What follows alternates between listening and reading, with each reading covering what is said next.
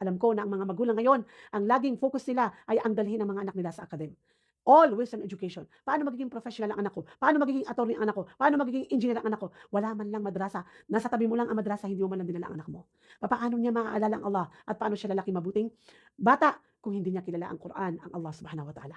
At kapag ang anak mo lumaki na walang alam sa Allah at sa Islam at sa Quran, then automatically, wala siyang pakialam sa sala at paggawa ng kabutihan, then papadalan sila ng Allah ng mga demonyong mga kaibigan na magliligaw sa kanila ng landas. Kaya mga mami, no, hindi pa po huli ang lahat para ipadala natin ang mga anak natin sa mga madrasa, para kumuha ng mga private na mga ustad, para turuan sila tungkol sa Islam, tungkol sa Allah. Ikaw na nanay, kung ikaw ay matanda na, professional, walang alam sa Islam, hindi pa huli ang lahat. Para pag-aralan mo ang relihiyon mo, nang sa ganon ay padalahan ka ng Allah ng mga taong mabubuti ang puso, na may takot sa Allah, na idadrag ka from Jahannam to Jannah, na liliwanagan niya at gagabayan kanya patungo sa liwanag ng Allah subhanahu wa ta'ala.